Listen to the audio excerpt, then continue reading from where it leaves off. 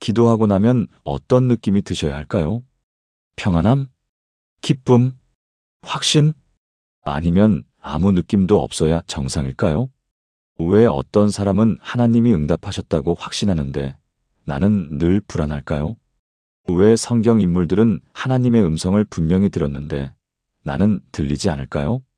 왜 기도해도 변하는 게 없는 것 같을까요? 왜 똑같이 믿는데 누구는 기적을 경험하고 나는 침묵만 경험할까요? 왜 새벽마다 무릎 꿇지만 하나님이 정말 들으시는지 확신이 없을까요? 세상은 느낌은 거짓말이라고 합니다. 보이는 증거만 믿으라고 합니다. 감정에 휘둘리지 말라고 경고합니다. 하지만 하나님은 정반대로 말씀하십니다. 내 영이 너희 안에 살아 움직인다고 하십니다. 평안이 너희 마음을 지킨다고 약속하십니다. 성령이 너희 안에서 증거한다고 선포하십니다. 세상의 방식으로는 절대 하나님의 응답을 알아챌 수 없습니다. 하나님의 방식을 알아야 합니다. 그 신호를 읽어야 합니다. 그 언어를 배워야 합니다. 오늘 제가 여러분께 7가지 명확한 신호를 알려드리겠습니다. 이것이 느껴지면 하나님이 이미 응답하신 겁니다. 이것이 경험되면 하나님이 이미 일하고 계신 겁니다. 더 이상 의심하지 마십시오. 더 이상 불안해하지 마십시오. 하나님은 침묵하지 않으십니다. 단지 우리가 그분의 언어를 몰랐을 뿐입니다. 지금부터 함께 그 언어를 배워보시겠습니까? 여러분, 혹시 이런 경험 있으신가요? 상황은 전혀 바뀌지 않았는데 마음이 이상하게 고요해지는 것. 문제는 여전한데 두려움이 사라지는 것. 아무것도 해결되지 않았는데 괜찮을 것 같다는 느낌이 드는 것. 많은 분들이 이런 경험을 하고도 이게 뭐지? 하며 지나칩니다. 심지어 내가 너무 낙관적인 건가? 하며 그 평안을 의심하기까지 합니다. 절대 그렇지 않습니다. 그것이 바로 하나님이 응답하신 첫 번째 신호입니다. 성경은 이렇게 말씀하십니다. 그리스도의 평강이 너희 마음을 주장하게 하라. 골로새서 3장 15절. 이 구절에서 주장하게 하라는 원어는 브라베우오입니다. 이 단어는 경기장에서 심판이 경기를 통제한다는 의미입니다. 즉, 하나님의 평안이 우리 마음속에서 심판 역할을 한다는 것입니다. 이것이 옳은 길인지 하나님이 함께 하시는지를 평안히 판단해 준다는 뜻입니다. 바울은 빌립보서 4장 6절 7절에서도 이렇게 말합니다. 아무것도 염려하지 말고 다만 모든 일에 기도와 간구로 너희 구할 것을 감사함으로 하나님께 아뢰라. 그리하면 모든 지각에 뛰어난 하나님의 평강이 그리스도 예수 안에서 너희 마음과 생각을 지키시리라. 모든 지각에 뛰어난이라는 표현을 보십시오. 이것은 인간의 이성으로는 설명할 수 없는 평안입니다. 논리적으로는 불안해야 정상인데 평안한 것입니다. 상식적으로는 두려워야 맞는데 고요한 것입니다. 이것이 바로 하나님이 일하고 계신다는 증거입니다. 작년 11월 대전에 사시는 김영희 권사님의 이야기입니다. 권사님의 남편이 갑자기 뇌졸중으로 쓰러지셨습니다. 병원에서는 최소 6개월 입원, 회복 가능성 50%라고 했습니다. 권사님은 그날 밤 병원 복도 구석에서 무릎을 꿇었습니다. 하나님, 저는 어떻게 해야 합니까? 아이들은 아직 대학생이고 집은 전세인데 남편이 이렇게 눈물로 기도하고 또 기도했습니다. 그런데 새벽 4시쯤 이상한 일이 일어났습니다. 아무것도 달라진 게 없는데 마음이 고요해지기 시작한 겁니다. 처음에는 내가 충격으로 감정이 마비된 건가 생각했습니다. 하지만 그게 아니었습니다. 분명히 느껴지는 평안이었습니다. 하나님이 책임지실 거야라는 확신이 마음 깊은 곳에서 솟아올랐습니다. 그날 아침부터 권사님은 달라졌습니다. 간호하면서도 불안하지 않았습니다. 미래를 생각해도 두렵지 않았습니다. 주변 사람들이 어떻게 그렇게 담담하세요? 라고 물었지만 권사님도 설명할 수 없었습니다. 그저 하나님이 함께 계시다는 것만 알 수 있었습니다. 3주 후 남편은 기적적으로 회복되기 시작했습니다. 의사들이 놀랄 정도로 빠른 회복이었습니다. 그리고 2개월 만에 퇴원하셨습니다. 권사님은 지금도 그때를 이렇게 고백합니다. 그 평안이 없었다면 견딜 수 없었을 거예요. 그런데 그 평안이 먼저 왔어요. 치유보다 먼저요. 그게 하나님의 응답이었던 거예요. 사랑하는 여러분, 지금 저와 함께 이렇게 기도해 보시겠습니까? 하나님 아버지, 제 마음에 주시는 평안을 알아차리게 하여 주시옵소서. 세상의 논리로는 설명할 수 없지만 주님이 주시는 그 고요함을 믿습니다. 지금 이 순간도 주님의 평강이 제 마음을 주장하고 계심을 고백합니다. 문제가 해결되기 전에 주시는 그 평안이 바로 주님의 응답임을 믿습니다. 더 이상 불안해하지 않고 이 평안 안에 거하겠습니다. 예수님의 이름으로 기도합니다. 아멘. 이 평안을 경험하셨다면 그것이 바로 하나님의 응답입니다. 의심하지 마십시오. 두 번째 신호는 더욱 분명합니다. 평소에 그냥 지나쳤던 성경 구절이 갑자기 살아서 다가오는 것입니다. 수백 번 읽었던 말씀인데 어느 날 갑자기 나를 위한 말씀처럼 느껴지는 것입니다. 글자가 아니라 하나님의 음성으로 들리는 것입니다. 이것이 바로 하나님이 응답하시는 두 번째 방법입니다. 히브리서 4장 12절은 이렇게 선포합니다. 하나님의 말씀은 살아있고 활력이 있어 좌우의 날선 어떤 검보다도 예리하여 혼과 영과 및 관절과 골수를 찔러 쪼개기까지 하며 또 마음의 생각과 뜻을 판단하나니. 살아있고라는 표현을 주목하십시오. 성경은 죽은 글자가 아닙니다. 살아서 역사하는 하나님의 음성입니다. 그래서 같은 구절을 읽어도 때로는 그냥 지나가고 때로는 심장을 찌릅니다. 왜 그럴까요? 하나님이 그 순간 그 말씀으로 우리에게 말씀하시기 때문입니다. 요한복음 6장 63절에서 예수님은 이렇게 말씀하셨습니다. 살리는 것은 영이니 육은 무익하니라. 내가 너희에게 이른 말은 영이요 생명이라. 예수님의 말씀은 영이요 생명입니다. 그래서 우리 영혼에 직접 닿습니다. 머리로 이해하기 전에 가슴이 뜨거워집니다. 논리적으로 분석하기 전에 눈물이 납니다. 이것이 바로 하나님이 응답하고 계신다는 증거입니다. 올해 3월 부산에 사시는 박준호 집사님의 경험입니다. 집사님은 30년을 다닌 회사에서 갑자기 구조조정 대상이 되었습니다. 58세, 이 나이에 새 직장을 찾기는 거의 불가능했습니다. 퇴직금으로 얼마나 버틸 수 있을까? 자녀들 결혼 자금은 어떻게 마련하나? 밤마다 잠을 이룰 수 없었습니다. 어느 날 새벽 집사님은 습관처럼 성경을 펼쳤습니다. 그날은 이사야서를 읽고 있었습니다. 그런데 이사야 41장 10절을 읽는 순간 심장이 멎는 것 같았습니다. 두려워하지 말라. 내가 너와 함께함이라. 놀라지 말라. 나는 내 하나님이 됨이라. 내가 너를 굳세게 하리라. 참으로 너를 도와주리라.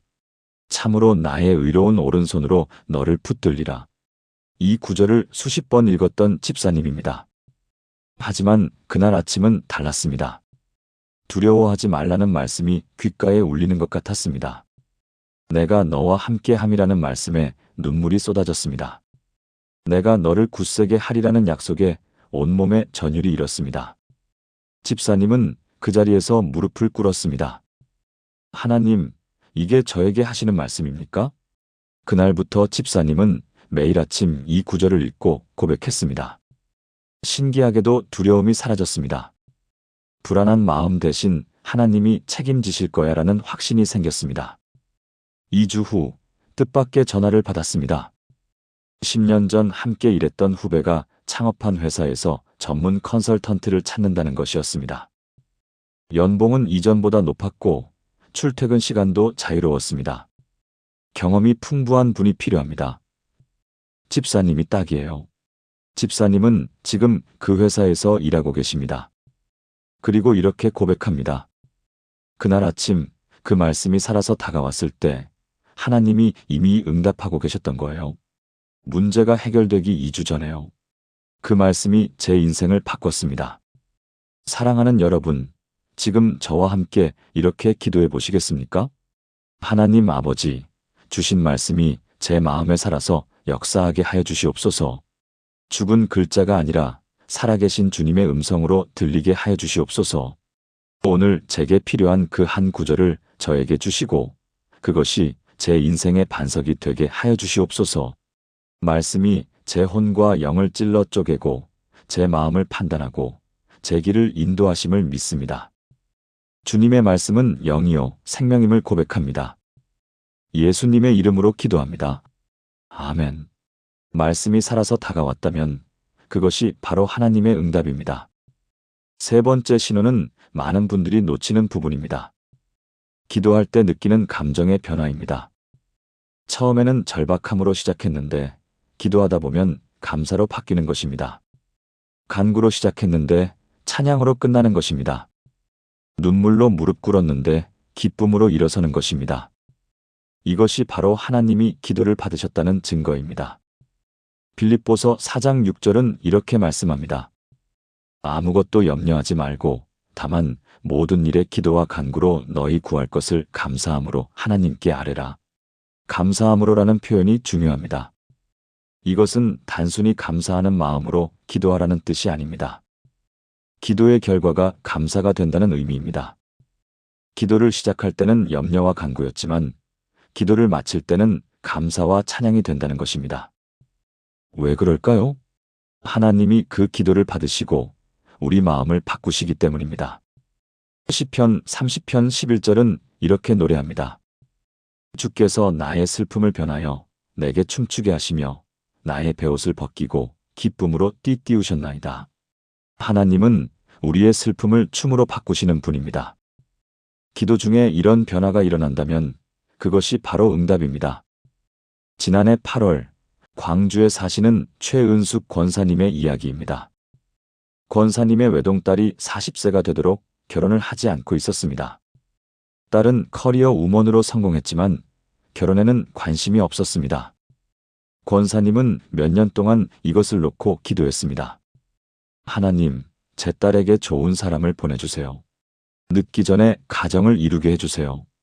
하지만 시간이 갈수록 초조함만 커졌습니다. 친구들의 손주 자랑을 들을 때마다 가슴이 답답했습니다. 왜 하나님은 제 기도에 응답하지 않으실까? 그러던 어느 금요일 차례 기도회, 권사님은 또다시 딸을 위해 기도하기 시작했습니다. 그런데 기도하다가 갑자기 멈추게 되었습니다. 내가 정말 딸의 행복을 위해 기도하는 건가? 아니면 내 체면을 위해 기도하는 건가? 그 생각이 들자 눈물이 쏟아졌습니다. 하나님, 용서하세요. 저는 딸의 행복보다 제 자존심을 위해 기도했습니다. 그날 밤, 권사님은 기도 제목을 바꿨습니다.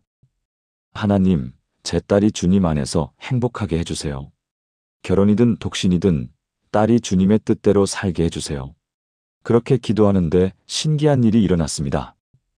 기도하면서 감사가 솟아나기 시작한 겁니다. 그래, 우리 딸은 지금도 행복해? 주님이 주신 일을 하며 의미 있게 살고 있잖아. 결혼이 꼭 필요한 건 아니야. 하나님이 딸의 인생을 더 잘 아시지. 기도가 끝날 무렵 권사님은 춤을 추고 싶을 만큼 기뻤습니다.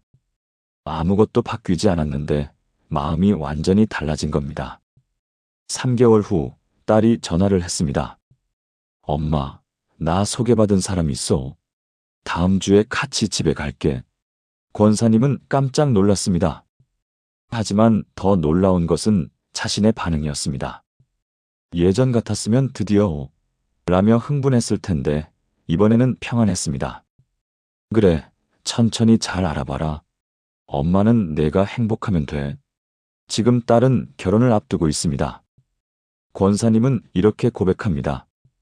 그날 밤 기도 중에 감사가 솟아났을 때 하나님이 이미 응답하고 계셨어요. 상황이 바뀌기 전에 제 마음부터 바꾸신 거예요. 그게 진짜 응답이더라고요. 사랑하는 여러분, 지금 저와 함께 이렇게 기도해 보시겠습니까? 하나님 아버지, 제 기도 제목을 주님의 기쁨으로 바꿔주시옵소서. 제 간구가 감사로, 제 염려가 찬양으로 변하게 하여 주시옵소서. 기도하는 중에 제 마음을 만지시고 제 생각을 바꾸시는 주님을 경험하게 하여 주시옵소서. 제 슬픔을 춤으로, 제 베옷을 기쁨의 옷으로 갈아입히심을 믿습니다. 기도가 끝날 때 감사가 넘친다면 그것이 바로 주님의 응답임을 고백합니다. 예수님의 이름으로 기도합니다. 아멘. 기도 중에 기쁨이 왔다면 그것이 바로 하나님의 응답입니다. 네 번째 신호는 더욱 구체적입니다. 기도한 내용과 관련된 우연 같은 일들이 연속으로 일어나는 것입니다. 누군가 갑자기 전화를 하거나 길에서 필요한 사람을 만나거나 우연히 본 글이 정확히 답이 되거나 세상 사람들은 이것을 우연이라고 부릅니다. 하지만 믿는 우리는 압니다. 이것은 우연이 아니라 하나님의 인도입니다.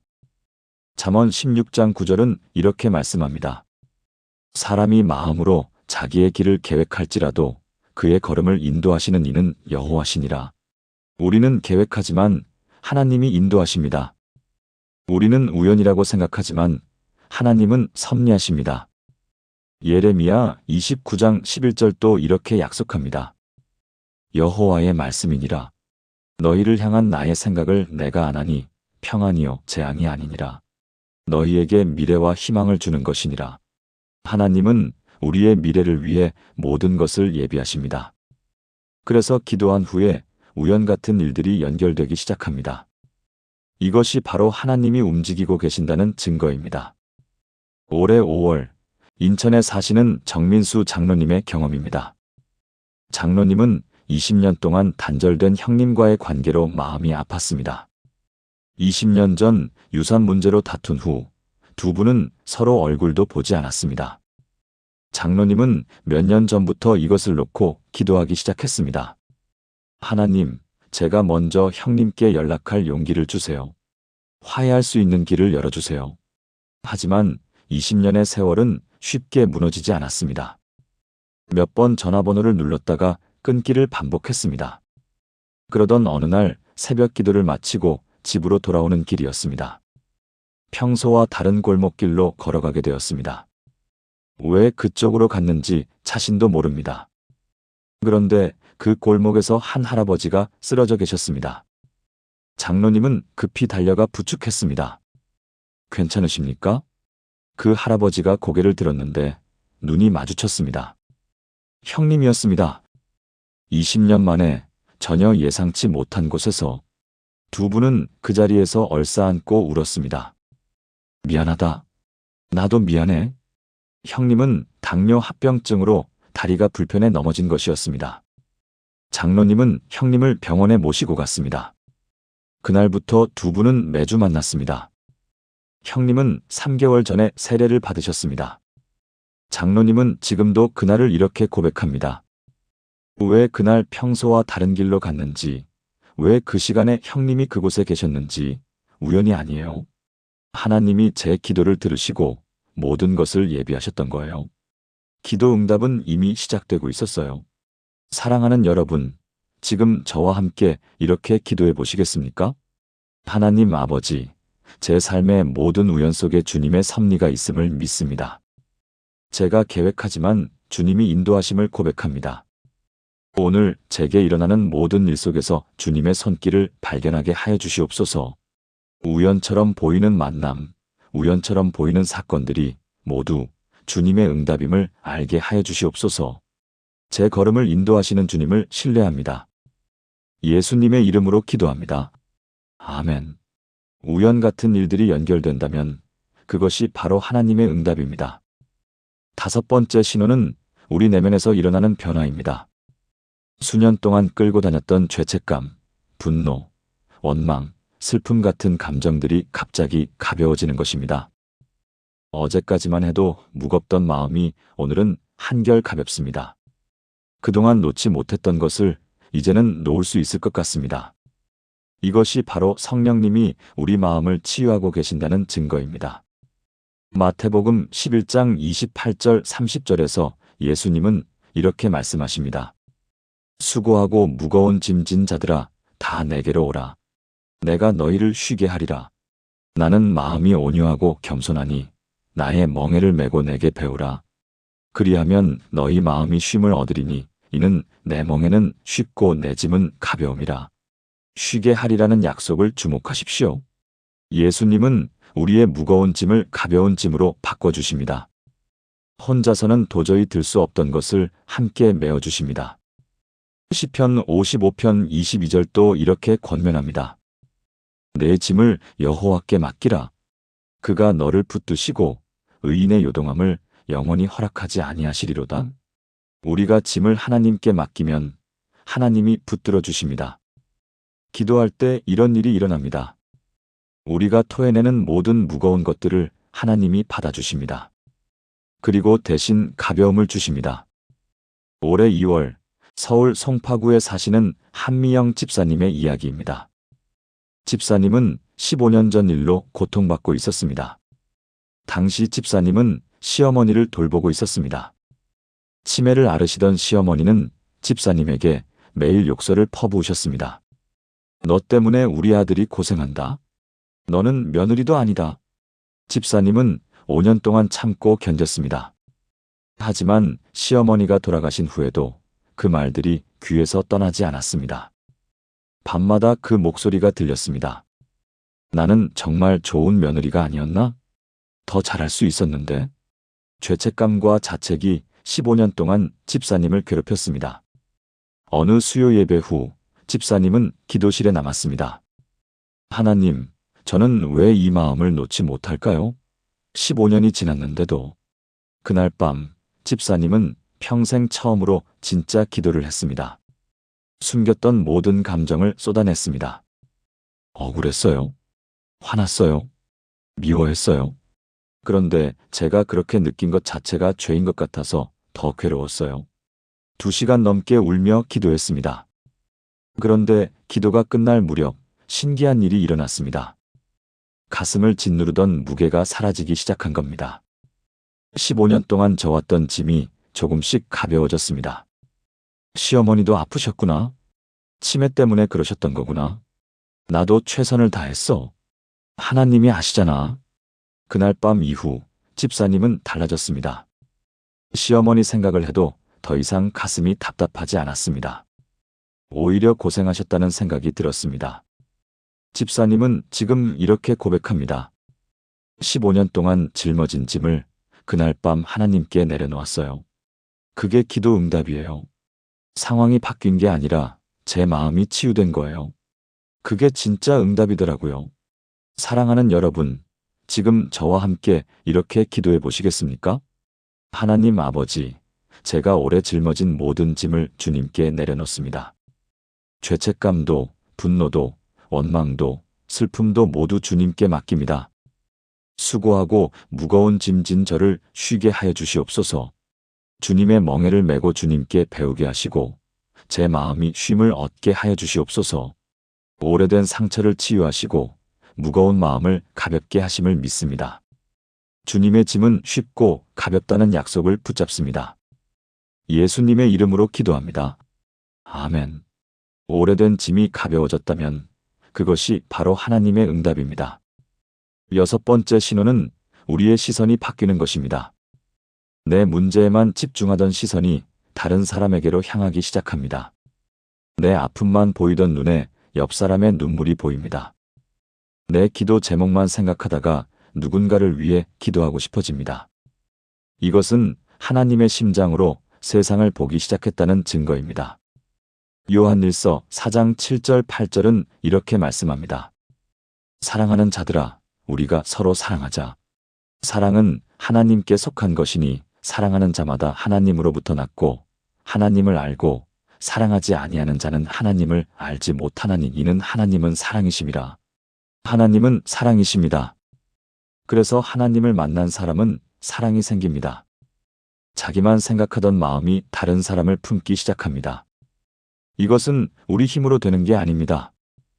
성령님이 우리 안에서 일하시는 증거입니다. 로마서 5장 5절도 이렇게 선포합니다. 소망이 우리를 부끄럽게 하지 아니함은 우리에게 주신 성령으로 말미암아 하나님의 사랑이 우리 마음에 부은 바 됨이니.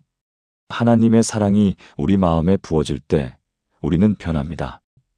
받기만 원하던 사람이 주고 싶어집니다. 도움받기만 바라던 사람이 도와주고 싶어집니다. 지난해 10월 대구에 사시는 윤석진 권사님의 경험입니다. 권사님은 3년 동안 우울증으로 고생했습니다. 갱년기와 함께 찾아온 우울증은 권사님의 삶을 무너뜨렸습니다. 아침에 일어나는 것조차 힘들었습니다. 교회도 나가기 싫었고 사람 만나기도 싫었습니다. 그저 집에서 커튼을 치고 누워만 있었습니다. 남편과 자녀들이 걱정했지만 권사님은 아무 말도 하고 싶지 않았습니다. 그러던 어느 날 딸이 강권에서 수요 예배에 나갔습니다. 목사님이 요한복음 15장을 설교하셨습니다. 내가 너희를 사랑한 것 같이 너희도 서로 사랑하라. 그 말씀이 귀에 들어왔습니다. 예배 후 기도실에서 권사님은 무릎을 꿇었습니다. 하나님, 저는 아무것도 할 수 없어요. 저 자신도 사랑할 수 없는데 어떻게 다른 사람을 사랑합니까? 그렇게 기도하는데 갑자기 한 얼굴이 떠올랐습니다. 같은 아파트에 사는 김 권사님이었습니다. 몇 달 전 남편을 잃고 혼자 사시는 분이었습니다. 저분도 많이 외로우시겠다? 그 생각이 들자 가슴이 뜨거워졌습니다. 3년 만에 처음 느끼는 감정이었습니다. 다음 날 권사님은 떡을 해서 김 권사님 댁에 갔습니다. 권사님, 안녕하세요. 그동안 안부도 못 여쭈었네요. 두 분은 그날 오후 내내 이야기를 나눴습니다. 김 권사님도 외로웠고 윤 권사님도 외로웠습니다. 서로의 아픔을 나누면서 두 분 모두 눈물을 흘렸습니다. 그날 이후 권사님은 일주일에 한 번씩 김 권사님을 방문했습니다. 신기하게도 누군가를 위로하면서 자신도 위로받았습니다. 누군가를 돕는다는 것만으로도 삶의 의미가 생겼습니다. 6개월 후 권사님의 우울증은 많이 호전되었습니다. 지금 두 분은 함께 새벽 기도를 나가십니다. 권사님은 이렇게 고백합니다. 제가 치유받기를 기도했는데 하나님은 다른 사람을 위한 마음을 주셨어요. 그게 바로 치유의 시작이었어요. 사랑하게 되면서 살아나더라고요. 그게 하나님의 응답이었어요. 사랑하는 여러분, 지금 저와 함께 이렇게 기도해 보시겠습니까? 하나님 아버지, 제 안에 주님의 사랑을 부어주시옵소서. 나만 생각하던 마음을 넓혀주시고 다른 사람을 품는 마음을 주시옵소서. 내 문제에만 집중하던 눈을 열어 옆 사람의 아픔을 보게 하여 주시옵소서. 성령님으로 말미암아 하나님의 사랑이 제 마음에 부어지기를 간구합니다. 사랑할 수 있는 힘을 주시고 섬길 수 있는 마음을 주시옵소서. 예수님의 이름으로 기도합니다. 아멘. 다른 사람을 위한 마음이 생겼다면 그것이 바로 하나님의 응답입니다. 7번째이자 마지막 신호는 가장 분명한 증거입니다. 당연하게 여겼던 것들이 감사로 보이기 시작합니다. 아침 햇살, 따뜻한 밥 한 끼, 건강한 몸, 가족의 안부 전화. 예전에는 그냥 지나쳤던 것들이 이제는 기적처럼 느껴집니다. 이것은 하나님의 눈으로 세상을 보기 시작했다는 증거입니다. 데살로니가전서 5장 16절 18절은 이렇게 명령합니다. 항상 기뻐하라. 쉬지 말고 기도하라. 범사에 감사하라. 이것이 그리스도 예수 안에서 너희를 향하신 하나님의 뜻이니라. 범사에 감사하라는 말씀을 주목하십시오. 이것은 좋은 일에만 감사하라는 뜻이 아닙니다. 모든 일에, 작은 일에도 감사하라는 것입니다. 왜냐하면 모든 것이 하나님의 은혜이기 때문입니다. 시편 103편 2절도 이렇게 노래합니다. 내 영혼아 여호와를 송축하며 그의 모든 은택을 잊지 말지어다. 모든 은택이라는 표현이 중요합니다. 큰 은혜만이 아니라 작은 은혜도 모두 기억하라는 것입니다. 감사가 넘치기 시작하면 그것이 바로 하나님이 우리와 함께 계신다는 증거입니다. 올해 4월 제주도에 사시는 강대웅 집사님의 이야기입니다. 집사님은 작년에 폐암 진단을 받았습니다.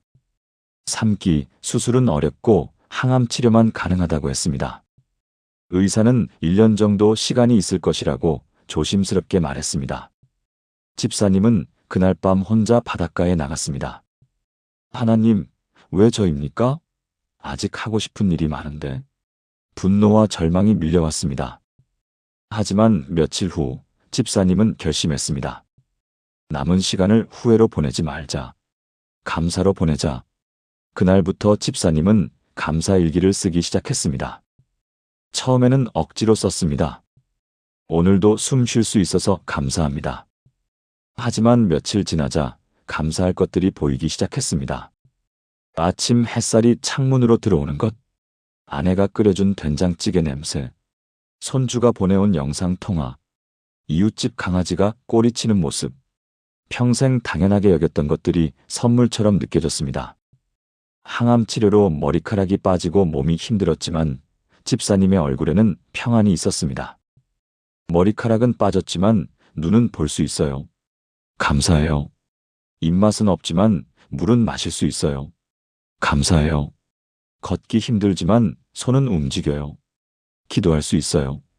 감사해요.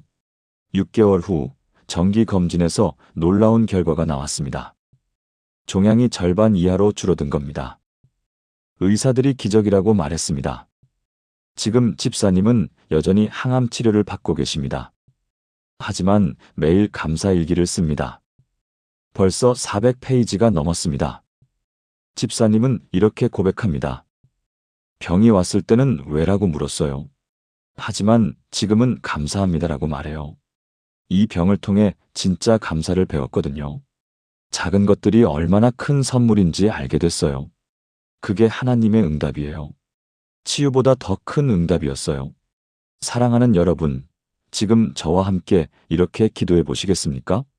하나님 아버지, 제 눈을 열어 주님의 은혜를 보게 하여 주시옵소서. 당연한 것은 없고 모든 것이 주님의 선물임을 깨닫게 하여 주시옵소서.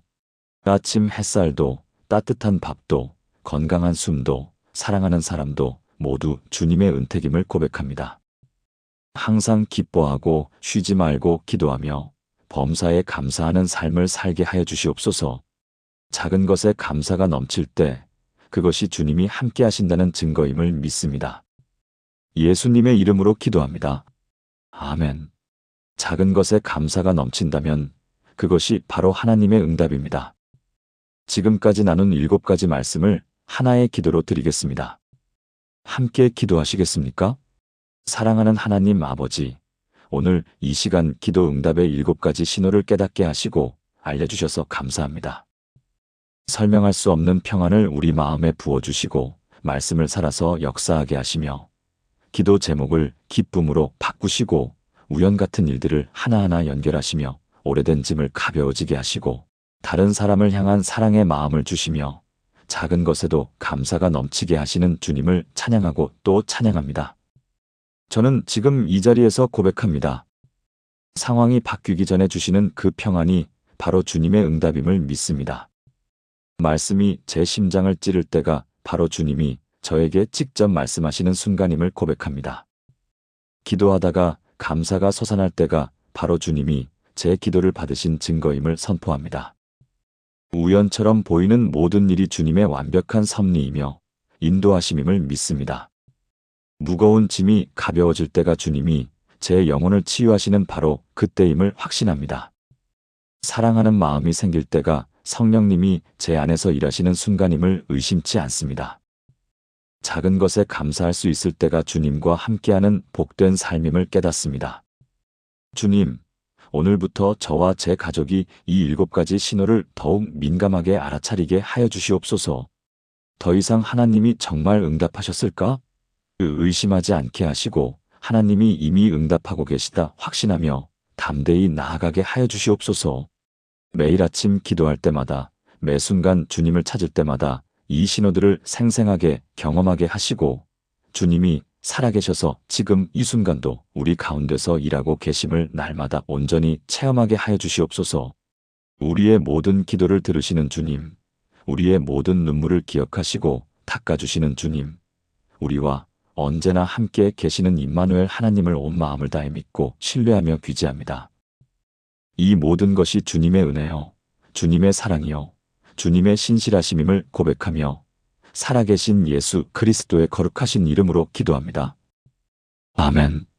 사랑하는 여러분, 지금까지 기도 응답의 7가지 신호를 함께 나누었습니다. 첫째, 설명할 수 없는 평안이 밀려올 때. 둘째, 성경 말씀이 살아서 다가올 때. 셋째, 기도 제목이 기쁨으로 바뀔 때. 넷째, 우연이 아닌 일들이 연결될 때. 다섯째, 오래된 짐이 가벼워질 때. 여섯째, 다른 사람을 위한 마음이 생길 때. 일곱째, 작은 것에 감사가 넘칠 때. 이 일곱 가지가 느껴진다면 절대로 의심하지 마십시오. 하나님이 이미 응답하고 계신 겁니다. 우리는 흔히 기도 응답을 극적인 사건으로만 생각합니다. 병이 순식간에 낫거나, 문제가 하루아침에 해결되거나, 큰 기적이 일어나는 것만 응답이라고 생각합니다. 돈이 갑자기 생기거나, 일자리가 바로 주어지거나, 관계가 즉시 회복되는 것만 응답이라고 여깁니다. 하지만 하나님은 그보다 더 먼저, 더 깊은 곳에서 응답하십니다. 우리 마음을, 우리 영혼을, 우리 시선을 먼저 바꾸십니다. 상황을 바꾸시기 전에 우리를 바꾸십니다. 환경을 바꾸시기 전에 우리 안을 바꾸십니다. 그것이 진짜 응답입니다. 그것이 더 크고 더 영원한 응답입니다. 오늘부터 이 일곱 가지 신호에 민감해지십시오. 아침에 기도하고 나서 평안이 오는지 확인하십시오. 말씀을 읽을 때 심장이 뛰고 눈물이 나는지 느껴보십시오. 기도 중에 감사가 솟아나고 찬양이 나오는지 경험하십시오. 하루 중에 일어나는 우연 같은 일들, 뜻밖의 만남들을 주목하십시오. 무거웠던 마음이 가벼워지고 평온해지는지 점검하십시오. 다른 사람을 위한 마음이 생기고 사랑하고 싶어지는지 살펴보십시오. 작은 것에 감사하고 일상이 선물처럼 느껴지는지 돌아보십시오. 이것들이 느껴진다면 하나님이 바로 지금 여기 함께 계신 겁니다. 이미 응답하고 계신 겁니다. 일하고 계신 겁니다. 여러분의 삶에도 이 일곱 가지 신호가 매일같이 경험되기를 진심으로 축복합니다. 더 이상 의심하지 않고 흔들리지 않고 확신 가운데 담대히 기도하는 여러분이 되시길 바랍니다. 하나님의 응답을 날마다 체험하며 사는 복된 인생, 기쁨 넘치는 인생 되시기를 주님의 이름으로 축원합니다. 오늘 이 말씀이 여러분의 마음 깊은 곳에 와닿았다면 좋아요 버튼을 눌러주시고 댓글로 아멘이라고 고백해주세요. 그리고 이 은혜를 더 많은 분들과 함께 나누고 싶으시다면 구독과 알림 설정도 꼭 부탁드립니다. 여러분과 여러분의 사랑하는 가족 모두에게 하나님의 풍성한 은혜와 평강이 언제나 함께 하시길 간절히 기도합니다. 아멘.